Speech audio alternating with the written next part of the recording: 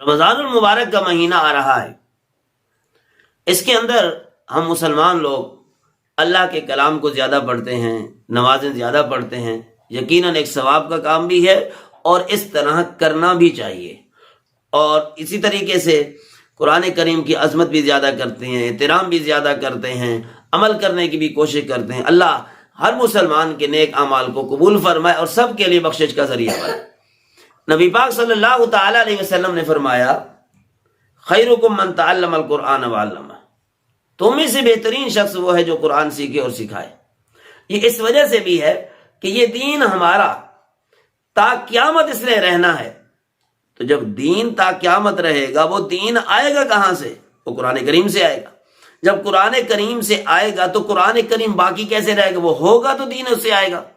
تو اس کی بقا کا یہی بہترین سب سے ذریعہ ہے کہ اس قرآن کو پڑھا جائے، پھر پڑھایا جائے، پڑھا جائے، پڑھایا جائے، کلاسیں چلتی رہیں، لوگ پڑھتے رہیں، حافظ بنتے رہیں، ایک دوسرے کو سکھاتے رہیں، اور 1450 سال سے تقریباً یہی ہو رہا ہے۔ تو الحمدللہ قرآن کریم کی یہ تعلیم چل رہی ہے، حافظ ہزاروں ہر سال نکل رہے ہیں۔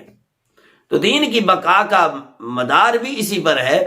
تو اللہ نے جب دین کو باقی رکھنا ہے تو قرآن بھی باقی رہے گا، انا نحن نزلنا الذکر وانا لہ لحافظون۔ اور اس کی بقا کے اندر، قرآن کریم کو باقی رہنے کے اندر، باقی رکھنے کے اندر جو آدمی بھی حصہ ڈالے گا، چاہے وہ حافظ بننے کے ذریعے، حافظ بنانے کے ذریعے، عمل کرانے کے ذریعے، قرآن کی تشریحات کے ذریعے، علماء بنانے کے ذریعے، اس کی سمجھ دینے کے لیے قرآن کی وہ کس طریقے سے اس کو سمجھا جائے، ساروں کے ساروں کے لیے یہ فضیلت شامل ہے۔ عام طور پر الحمدللہ جو علماء کرام ہوتے ہیں حافظ قرآن بھی ہوتے ہیں، کوئی خال خال ایسا ہوتا ہے کہ جو عالم تو ہو لیکن حافظ نہ ہو، لیکن ہوتی بڑی تنگی ہے، کیونکہ قرآن کریم سے دلائل پکڑنا، دلائل دینا، دلائل لینا، بحث کرنا، یہ سارا کچھ اس وقت جلدی ہو سکتا ہے جب کوئی آدمی حافظ ہو۔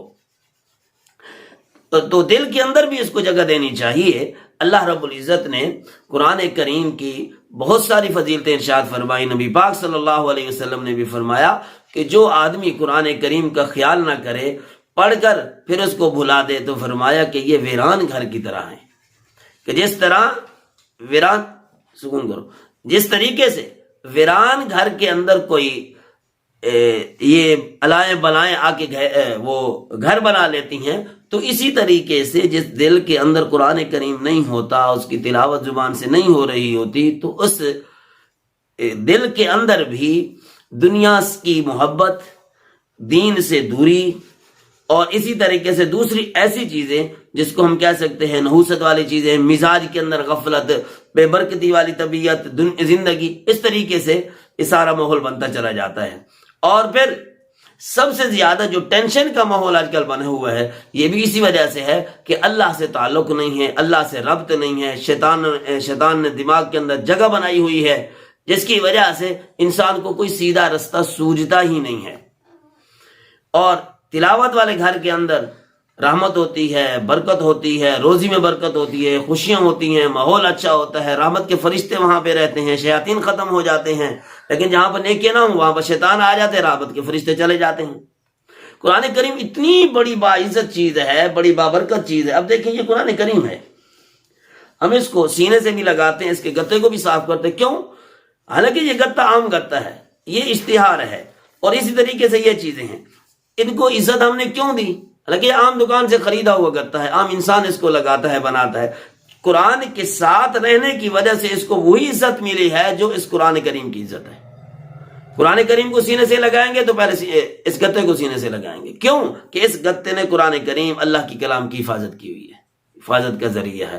اس کے اوپر اگر ہم کپڑا لگائیں گے، اس کی چولی بنائیں گے تو چولی کی بھی وہی عزت ہوگی، حالانکہ عام کپڑا ہوگا اس پہ لگنے سے پہلے، لیکن جب اس کی نسبت اس کے ساتھ تعلق ہو گیا تو اس کی عظمت بھی اسی طرح۔ تو اسی طریقے سے جب انسان نے اس قرآن کو حاصل کیا، اس کو یاد کیا، تو اس کی کتنی عظمت ہوگی کہ ایک انسان نے جان بوجھ کر کوشش کر کے اس کو یاد کیا ہے، اس کی حفاظت کی ہے، تو اللہ پاک اس کو بھی بہت ہی زیادہ اجر نصیب فرمائیں گے۔ اور سب سے زیادہ یہ ہے کہ نماز کے اندر اگر قرآن پڑھا جائے، فرمایا اس کی فضیلت سب سے زیادہ ہے۔